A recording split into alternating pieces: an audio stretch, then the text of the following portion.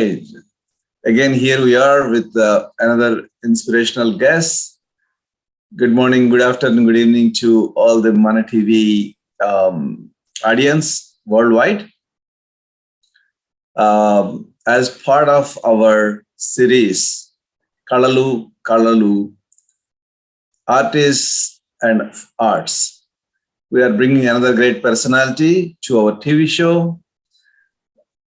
Here we have Agam Pandit ji, who was part of the cricket team, which won first ever juniors World Cup, played in England in 1996. We are very excited to bring you to our show, Agam ji. How are you? Thank you. Srini ji. A very good morning to you, and thank you for giving me this opportunity to discuss and giving a brief about my journey. Thank you for taking. Awesome. Welcome to the show. Just to give a very high level introduction of Agam ji, Mr. Agam Pandit is a young entrepreneur, philanthropist, a former professional athlete, and is one of the top youngest influential personalities worldwide. Very excited, Agamji. In here, since we are connected with the sports, I would like to take a brief and quick view of your professional career. And then we will move on to your education as well as entrepreneur life in the recent times. So you were the member of Junior Indian cricket team, which won this Junior World Cup in 1996. I want to take a quick peek at your cricket life from your youngsters. I know all the youngsters in India, they start with gully cricket, right? Yes. So, yes. so what age you started playing cricket and how it transcended to a national team, then international team? Yeah, actually, like obviously, as you mentioned, like every young kid or anybody in India, basically, cricket is a religion, and it's everybody's blood. I will say cricket is like. So yeah, I was like 7-year-old, maybe 6 or 7-year-old, and I have a cricketing background. Like my family, my uncle, like both the uncles, Mr. Ravi and Deepak, they used to play cricket. Even my father, but not that highest level, but a couple of my uncles, they played first class cricket and all. So that they used to play cricket and they come back home. So that was like some kind of a grooming, since the childhood I used to watch cricket and all. Then obviously being a cricketer, there was always we used to watch matches. So because they used to watch matches, so I used to be there and watching the game of cricket. The main hero Kapil Dev, obviously, so I used to see a lot of Kapil Dev matches, Indian team that time. So yeah, that gave me a little bit, that about the cricket and all, a little bit education about the cricket, what the game is. And obviously, being a child, I used to play outside with the friends and all, like all the surrounding people used to play cricket, normal cricket, how we used to play in India as a gully cricket you mentioned outside that. And used to wear some pads and gloves and started playing cricket. And then but yeah, coming back to the season cricket, the real cricket. So earlier in childhood, obviously with the tennis ball and all, that passion was going on. But at the age of, I will say, at the age of 11, 10 or 11, I actually went first time 1991. I went first time to the nets, I will say, with the leather ball. So there I basically started my playing cricket, exercising and proper professional. 11. 11. That's very, very young. Yeah. Awesome. Since it is in the family, you picked up it real fast, and the grooming, the kind of environment helped you to push yourself into the sport. Yes. Excellent. So how was the journey during your school days to get into the state? I know you played a lot of interstate matches during the time.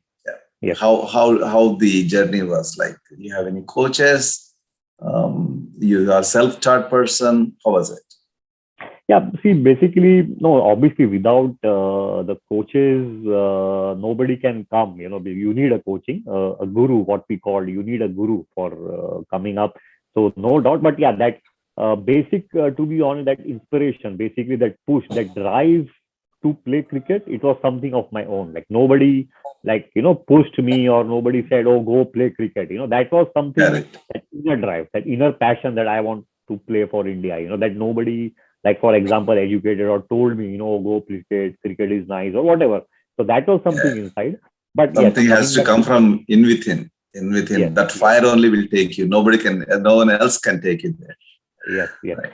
So that was there. And then when I went to the Nets, my first coach was Mr. Pradeep Yadav, and then followed by Mr. Sanjay Gaitonde. So they were the real, good coaches who basically, inspired me. They worked hard on me, by daily practicing your fitness level, all those things. So yeah, so that was there. And through that, I started my base. The foundation was created.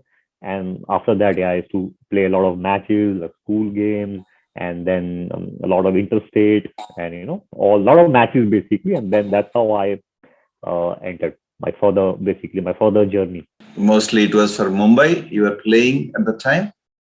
Yeah, yeah. I The started my play. first, yeah, by school. Then I played for Mumbai, Bombay team, yeah, junior cricket, the Bombay team. Yeah. Yeah. Excellent. What? Just a curious question. What considers a junior age, like segment, junior segment? Junior segment is like this under 19. You can say like under 16, under 19 is called the junior, and then after Okay. under 19 is called the senior, like normally. Yeah. Okay. Awesome. All the stars we see, the Yeah. Dhonis and all. Yes. Yes. Yes. Awesome. Awesome. And okay, so before you being selected to to play for junior for India, what kind of training or what kind of what you call how what you went through process you went through Okay. to get to that Yeah. pinnacle Sure. of juniors? Sure. Sure. Yeah. First, it was like a all India interstate matches. So we Okay. played all India, like all the state, like for example Mumbai, Delhi, for example, or Maharashtra, Delhi, that way. So it was the interstate matches. So from that, basically, it was already announced that this will be shortlisted for, because this was the first ever Junior World Cup. It was earlier than this, there was never a Junior World Cup before. So this Right. was the first ever Junior. So already we knew, that everybody has that goal. We have to perform. After this, Correct. the team will be going to play, for the World Cup, first Junior World Cup. So that's why then we had an interstate match, and out of that, around 85 people got shortlisted from the interstate matches. And that 85 people, then there was a camp, basically a vigorous camp, basically for almost a year. Oh, So, bye. like, yeah, so each camp was like, some camp was 30 days camp, some camp was 60 days camp, then little bit break of a month, then again like a 2 months camp. So that went till a year, like from 85 it came to like 55, then 55 it came to like 40, and 40 to 35, then they shortlisted 20. So it was a real. And one more thing I want to just bring it, Mr. Sarkar Talwar, he was our coach, Team Okay. India, Mr. Sarkar Talwar. And he really like what you say, nailed it out. He was like fantastic, and obviously with the supporting staff, everyone. And that was the process, the journey basically for the final 15-member squad, basically for the That's a selection. rigorous. That's a Yes, rigorous from rigorous. 85 to being shortlisted to 15. Yes, And I can understand how many tests you have to go through, the physical fitness and yes, your technique in cricket. yes, Awesome, yeah, awesome. That's very, very impressive, Agamji. And yes, what was your feeling? Everybody's dream is to play for the country, right? yes, And now yes, you are there absolutely. on the top 15, Yes, still sitting there, ready to play for India. yes. How was it? How was the See, excitement? see, see, absolutely. As I mentioned, see, playing for India, like what one person realized, doesn't matter if it's a senior or junior. playing for India itself, it's like an honor, So obviously, first, to be honest, I never expected, to be honest, I never thought that I will play actually, because as I mentioned you, the competition was so tough. Like it was Exactly. real tough. Like even that time, Gautam Gambhir, he was not selected for the final 15. Mm. Yeah. So it was real tough, and many people who played for few people more, who were not selected. So the competition was really tough.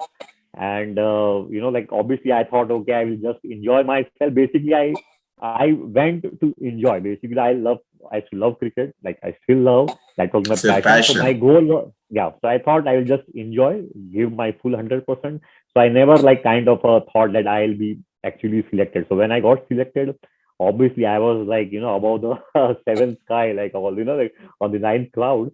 That, oh wow, finally I did it, all the hard work, what we all did, not as an individually, but yeah, finally we got it there.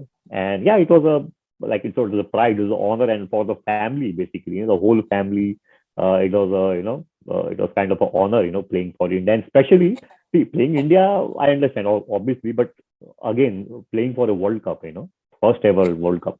So that Right. was more kind of important, like that. Yeah. Excellent. Excellent. Yeah. And we are proud of you too. I mean, Thank you. it is Thank back you. then, 35 years ago, 30, 25, right? To be precise, 25. Yeah. 27 years. Yeah, 25. And actually, this is what caught my attention when I saw your team's picture from after you won the World Cup. I saw a paper was clipping with your team and the 25-year Silver Jubilee celebration you guys Yeah. had. So that Yeah. actually caught my attention, and that is the inspiration to bring you into this story, Yeah. into your TV show. So you guys got selected, and how you ended up in Lars, and how was the matches played at that time? Yeah, see, that's what, obviously it was in UK, all over the UK, basically, and it started with the league games, and it was a league basically, not a knockout. So it started with a league, and the top winning from it was A pool and B pool, and then it was the best Yes. of four was shortlisted, then it was semi-finals and then finals. So yeah, one game was real in the sense we against Zimbabwe, we lost 5 wickets, just 20 runs, but then Uh, it was a good game. We managed and we won the game, and then yeah, that's how we. 5 for 25, and you pulled it up. Yes, yes, yes. That was a real tough game. Yeah, that was a good game to win. Actually, yeah. Cricket is such a game, like any miracles can happen. True, I true. remember one of the games when Ravi Shastri actually took all the wickets and won a Mumbai team. I think is Mhm. one of the Ranji Trophy matches, I believe. Yeah, And that was an amazing turn. yeah, Unpredictable.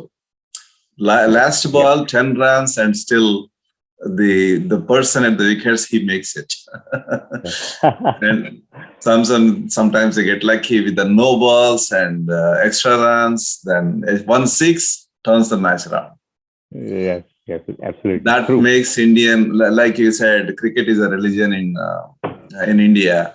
That Yes, makes her go crazy for these matches. Um, true, true. Amazing. And which team you guys defeated in the finals of the Junior Yeah, World Cup? final. Yeah, final actually. Before that, actually, semi-final we beat South Africa, and then it was again a tough game with South Africa. Again, it was a very good team by beating them, and then final, it was favorite everybody's favorite game was with Pakistan, and it was a thriller, thriller game. At the end, obviously we defeated them very convincingly, but still at the end, like last 40 minutes, I will say the game was abandoned.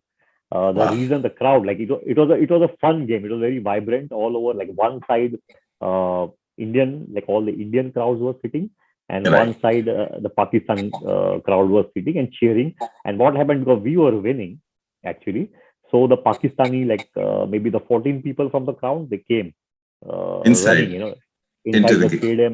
into the ground, and they took out the stump and all everything because we were winning, So then the police came, and all that drama and all. Then obviously we were scared, we were kids, that time, like 13-year, 14-year-old, and we were like, oh no, wow, what will happen? We were almost, supposed to win the World Cup. What will happen? All that, wrong thoughts coming up. We were so close, and now we were like, few players were crying. What will happen?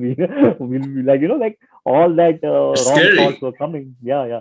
So because obviously being a kid, you see, that all that Correct. drama happening. But fortunately, then everything got settled, and the game again started, and yes, we played like a champions, and obviously with Mohammad Kaif again, who played for India, and Ritendra Singh Sodhi, they were our they played from the front. The Sodhi was the captain, and Kaif was the vice captain, Mhm. and that was Awesome. So yeah, I understand. Match with Pakistan is always like a war between I know. the cousins, and it's always exciting to the watchers as well as the pressure on the players as well. And you outplayed them, obviously. Always in any sport, the best is the winner. So you did it. And again, we are very proud that your team won this prestigious one and only the first ever Junior Champions World Cup for India. Thank you. And sorry to interrupt. I just wanted to give one more credit to Mr. Kapil Dev. Actually, he was also one of our inspiration. He came specially before we were, about to fly to UK for playing the World Cup. He came, he gave us blessings, the inspiration. He inspired us how they, won the World Cup, first ever World Cup by India. 1983, I guess, right? 83, yeah. So basically his inspiration, his voice, basically, he motivated us. That also created a lot of impact, on all of us. And he said, Cup, his one very good tagline it was, and it came into press also, that Cup lekar aana bas, that's it. So just... So that's how he. So again. Great inspiring line. Obviously, from a legend like Kapil Dev. Awesome. And you actually proved his dreams to be true. Yes. After that, did you play any other matches internationally? I know you played a triangle series in Dubai. In fact, there is again a very interesting story, a little bit. So basically, obviously after that I played for Mumbai junior level under 16, under 19. Then I played first class cricket for Goa. Then followed by I played into the India A level also, but it was an exhibition match basically for Tsunami Relief Fund in Abu Dhabi. It was on the international soil, so it was a tri series against India, Pakistan, Sri Lanka. So I performed really well against Pakistan. In fact, I hitted Shahid Afridi continues 3 to 4 boundaries in an over. So he came to me, and it was like a heat up discussion, and kind of. But then it's okay. See, on the field and off the field, we have a separate relation. Then he hugged me later, and it was a nice nice heat up, and that way good. What you say, between a good nice sportsmanship, spirit. Yeah. And then I traveled to UK for many years to play there, minor county cricket over there. So yeah. So you pursued a passion after the World Cup win. Then yes. I heard you have some injuries issues and you had to retire from active cricket, I guess. Actually, Unfortunately, I retired kind of not officially I announced, but kind of little early, what I was supposed to do. Because of my back injury, and I was trying still, harder and harder. And but obviously now it's so much competition, in cricket, and so you need to be fit more than 100%, not even 100%. So I was lacking somewhere because of my injuries and all. Try, but then unfortunately, that was my reason to slow down in the cricket field. Yes, okay. Yes. But you never stopped. You pushed yourself and studied in Harvard, earning a degree in Harvard. Diploma. Diploma. I did. It's a diploma. Okay. Yeah. And what is the major in that? Basically, I did into economics, into finance and business analytics. That was major into finance basically, because my background was also BCom. I did my bachelor in commerce, so that was also into finance and economics, and that was my major. Yeah. So I've been seeing you in a lot of newspapers, US, internationally, quoting you as an inspirational entrepreneur working on energy and environment and technology side of investments. So we will go over that briefly about your journey, your second innings, I should say, Sure, yeah. into the real life game. So what do you want to say about your investments and your strategies and what are your preferred sectors? Yeah, see, basically, obviously, when I was supposed to leave cricket, I was always had that passion, to some drive, like how I played cricket, like something to, something giving back to the society, or doing something, something kind of a special, follow my passion. So obviously, I was in India, then I went to US with my wife to US, and then obviously US is a hub of technology. It's like it's like what you say, the father of technology, I would say. So I was very fortunate by the grace of God and obviously blessings of my elder everyone. And fortunately, I landed into the right place.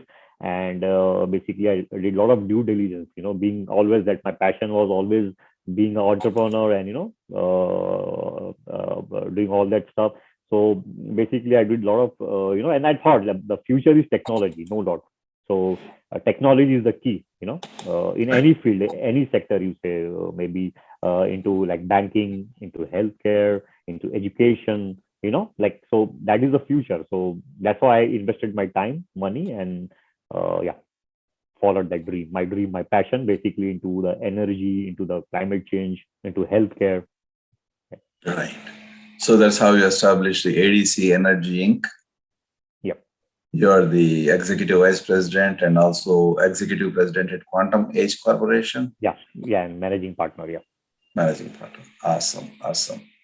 And also, you recently announced your partnership with the Hilton Group. Yeah, actually, my company. Yeah, with my company. So we, as a company. Yeah. Okay. Awesome. And also, you are a global brand ambassador of Pure Prana, the nanotechnology enabled. So looks like you have great interest in technology stocks and energy stocks. Absolutely. And I believe that is the future. Like you say, like that is the future. And I say any investor, anybody, like for example, even Bill Gates, you say Ratan Tata, for example, Elon Musk, like anybody, all are heavily investing into, biomedical or technology. These are the two, rather than cryptocurrency, that's a separate, sector. But yeah, into the real, and by this, you're helping my main, my passion, basically, you're helping the generations to come. So that will, as an environment, as a planet where we are staying, basically, it will help our future generation, our kids, our grandkids. So that's my investment. That's why my main thought and motto behind this. Basically. That is a great vision into the future. Not just making money, but also you are investing into the future of the future generations. That is very kind towards Mother Earth as well as towards the generations. At the same time, you being successful, making money as well, which is the hidden secret. Yes. But that's a noble thought. I think every industry, that's how either Bill Gates or any of Ratan Tata ji, any of these millionaires, billionaires, their vision is again always giving back. And we are very proud of you, Agamji, that you have adopted such a noble thoughts in your thank you so much. I'm just just trying, like a small part of this big universe. Just trying our it's one small step. It's one small step by individual. If one person cannot change everything, but one person can change something, right? That's what you are doing, and we are very proud of you. And you recently have rubbed shoulders with many personalities, Bill Clinton, Trump during his visits. and also you visited the Sri Lankan president.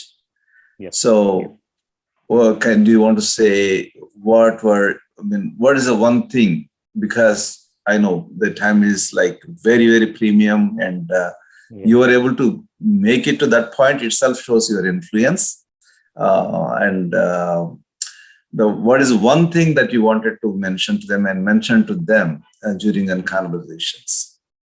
Basically to redesign the country, because again the country, as everybody knows, is facing a real hard time right now. So basically, obviously through some kind of arranging some finance into their project, pumping up some money and redesigning the country in terms of healthcare, in terms of agriculture, in terms of kind of vehicles like electronic vehicles, for example, and redesigning for that there will be more employment, more GDP growth in terms of like overall as a country. So that's the basic goal towards that country. When you, like you rightly said, EVs are going to be the future.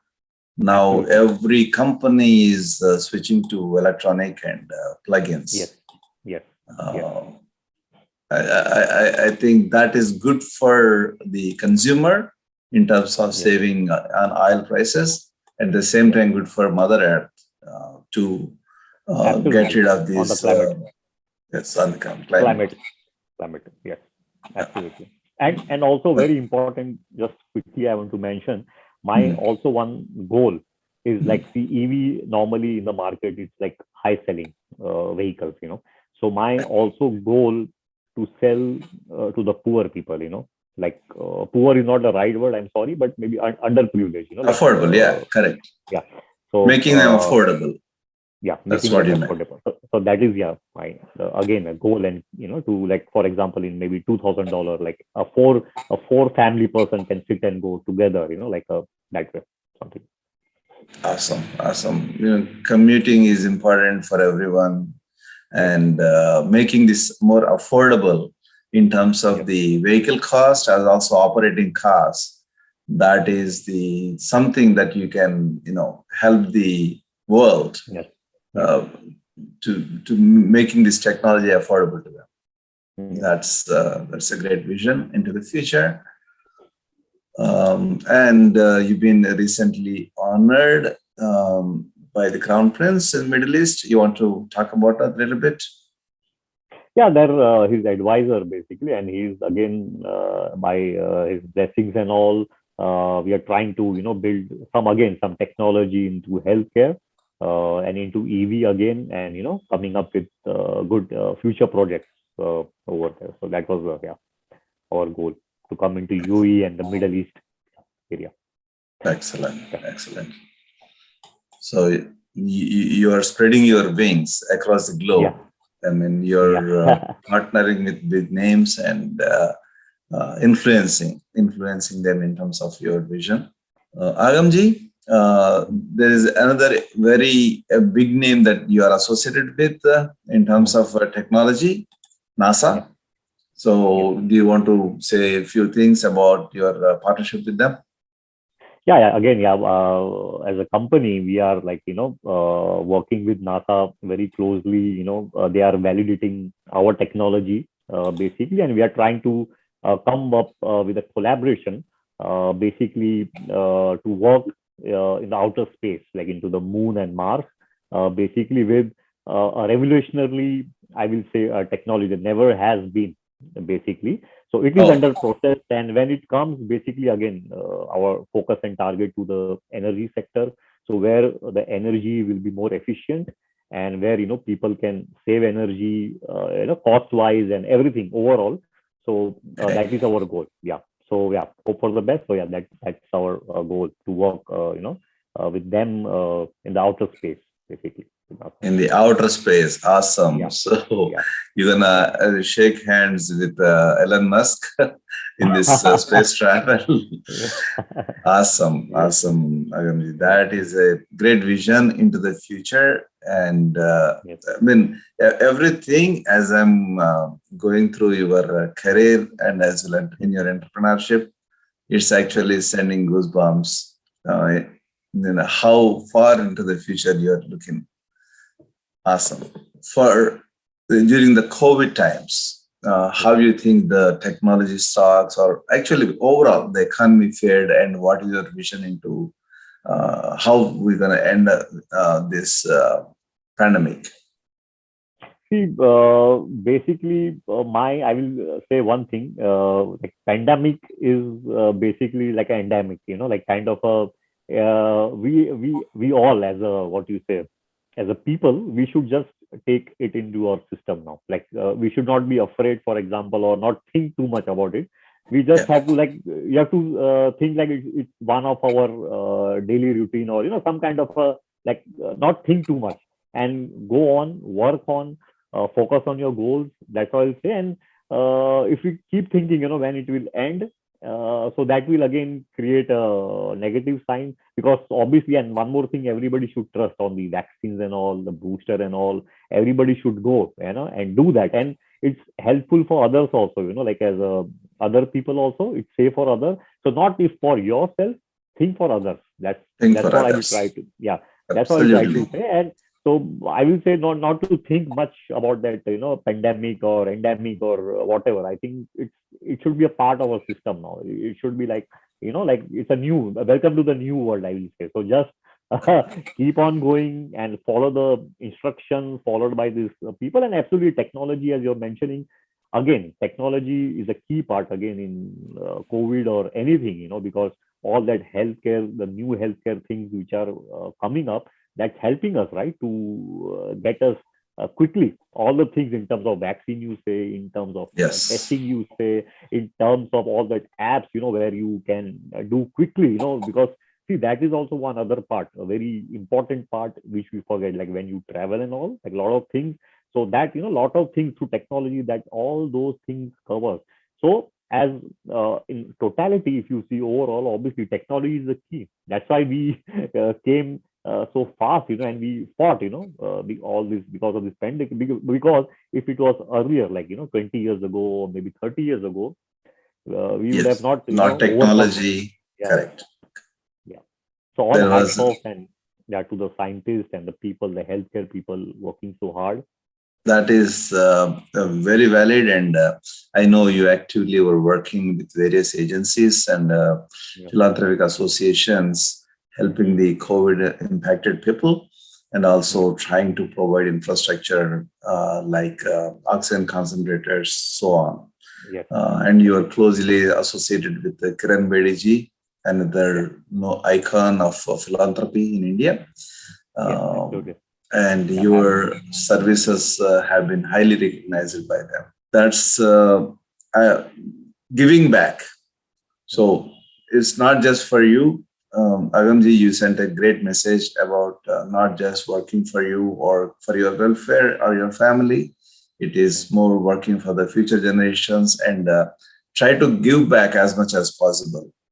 This is a great message to the world and to all the entrepreneurs as well as those people who are trying to help humanity in their might. That is with this, Agamji, it's very inspiring to talk to you. thank you. Such Thank a you. Thank you.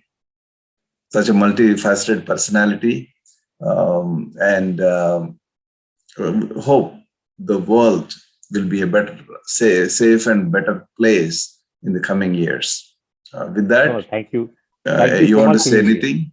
No, I'll just thank again Sriniji for giving me this opportunity, and I want to also thank Mana TV, giving me this platform so that I can share my view globally. Yeah, thanks once again for calling me. Thank you for your time. And Thank you. all the viewers, hope you like this, enjoyed the show with Agamji. Please like Mana TV on Facebook, Twitter, subscribe, and keep watching the show. Kalalu, Kalalu, Arts and Artists in all our future episodes. Thank you very much. See you again in next episode. Bye for now. Srinivas Guduru. All right, great. This concludes our show with Agamji. The viewers, please watch Mana TV live streaming on YUPP TV network as well as the Mana TV web pages. and like and subscribe Mana TV YouTube channel and Facebook. Keep watching Mana TV.